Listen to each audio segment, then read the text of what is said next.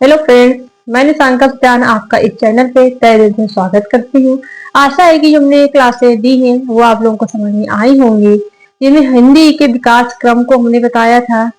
इसके बाद हमने अपभ्रंश के प्रकार भी बताए थे। उसके अंदर जो उपभाषाएं आती हैं, जैसे आपकी पहाड़ी हिंदी, पश्चिमी हिंदी और आपकी वो राजस्थानी हिंदी, बिहारी हिंदी, इनके बारे में हमने बताया था। इसके अंतर्गत जो बोलियां आती है उनको हमने बताया था, लेकिन इनका क्षेत्र विस्तार बचा है कि ये आपकी कन्नौजी कहाँ कहाँ पे बोली जाती है, वांगड़ू कहाँ कहाँ बोली जा रही है, ये आपकी खड़ी बोली किस एरिया में है। ये चीजें हमको बतानी है, अपने हमें अगले सेशन में बताएंगे। आज हम आप लोगों को बताएंगे लिपि कि क्या होती है। तो इस सेशन की शुरुआत करने से पहले पंक्ति है बेटा, उम्र थका नहीं सकती, ठोकरें गिरा नहीं सकती, अगर जिद हो जीतने की तो हार भी हरा नहीं सकती। तो इन पंक्तियों के साथ हम अपने सेशन की शुरुआत कर रहे हैं, जिसमें से आपको जाना लिपि।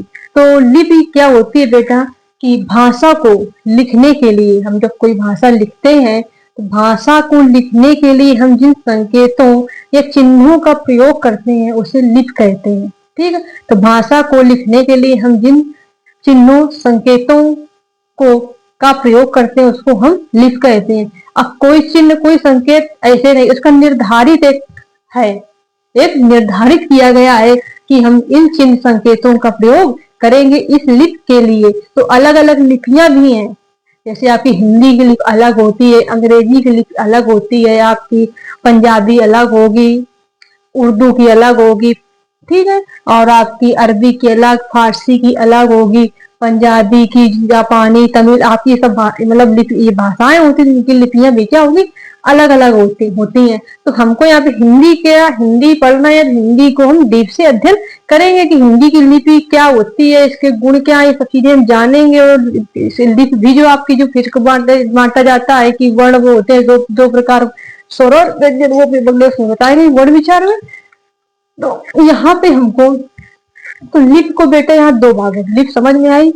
भाषा को लिखने के लिए हम जिन चिन्ह संकेतों का प्रयोग करते हैं उसको लिप कहते हैं, भाषा को लिखने के लिए। ठीक है, तो ये लिखित भाषा होती है, उसमें हम जिन चिन्ह संकेत का प्रयोग करते हैं उसको लिप कहते हैं। अब इसके बाद यहाँ पे आपकी लिपि दो प्रकार की हो, एक होती है ब्राह्मणी लिपि, एक होती है आपकी खरोष्टी लिपि। तो जो ब्राह्मणी लिपि होती है, जो जो ब्राह्मी लिपि होती है वो बाएं से दाएं लिखी जाती है। कैसे लिखी जाती है?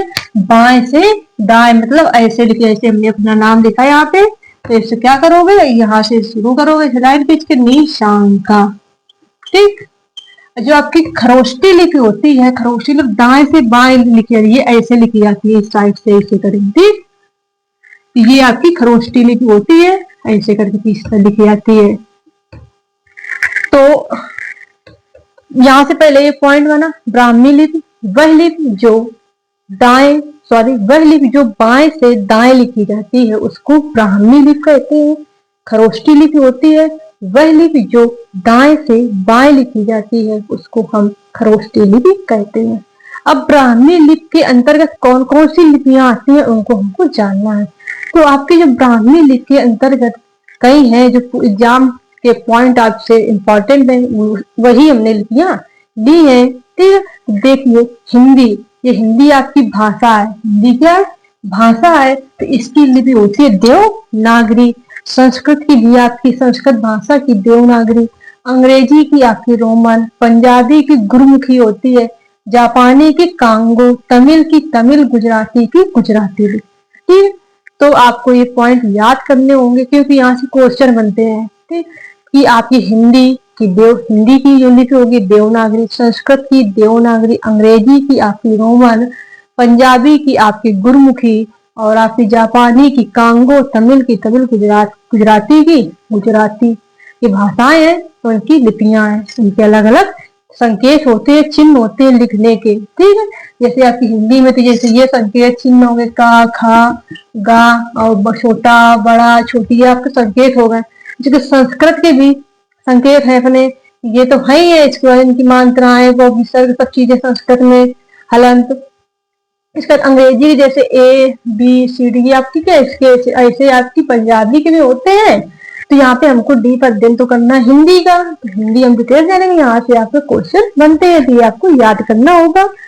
इसके बाद खरोष्टी लिपि। खरोष्टी लिपि हमने बताया कि जो दाएं से बाएं लिखी जाती है वो होती है खरोष्टी लिपि। तो खरोष्टी लिपि के अंतर्गत कई लिपियां आती है। तो इसमें से एक आपकी है उर्दू, एक है अरबी, फारसी। ये आपकी क्या भाषाएं हैं? उर्दू, फारसी, अरबी, ये भाषाएं हैं। इनकी लिपियां भी वही हैं। उर्दू की लिपि फारसी होती, अरबी की अरबी, फारसी की फारसी। ये इनकी क्या लिपियां हैं। तो ये भी याद रखना। आपका जो कुरान है, आप लोग जो कुरान है वो लिखा गया है आपका फारसी भाषा में। किसमें लिखा गया है?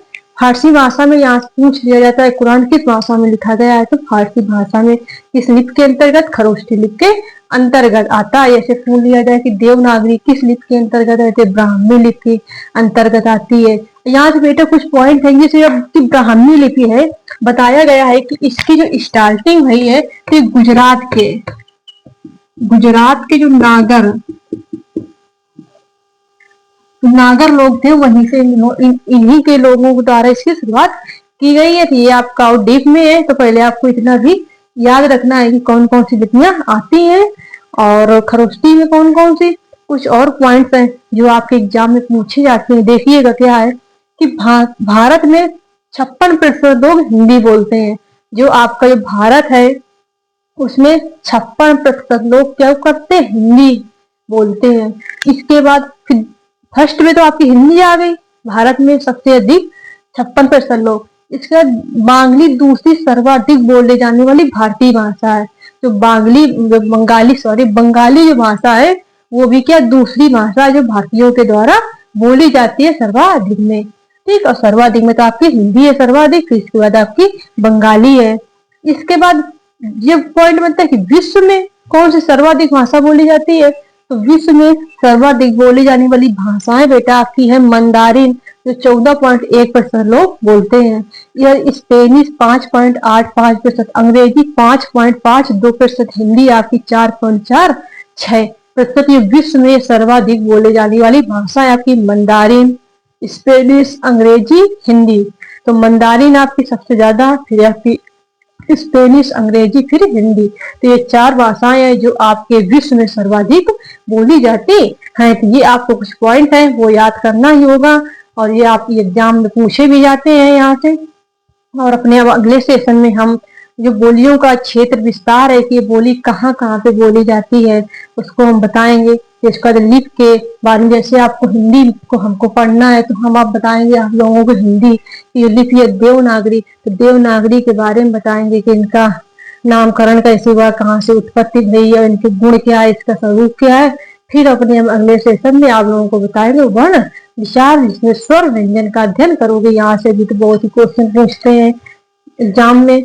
तो आशा है कि आप लोगों को ये सेशन समझ में आया होगा, और ये श्रृंखला हमारी निरंतर बढ़ती रहेगी। आपका सपोर्ट रहा तो और ही हम क्लासें प्रोवाइड कराएंगे। और ये जो हम पढ़ा रहे हैं आपको बहुत ही डीप से पढ़ा रहे हैं। कोई एक दो बुक का यहाँ पे नहीं है, यहाँ 3-3, 4-4 बुकों का मटेरियल मैं दे रही हूँ। तो आशा है कि आप लोगों को ये सेशन समझ में आया होगा। Thank you so much, take care, bye bye.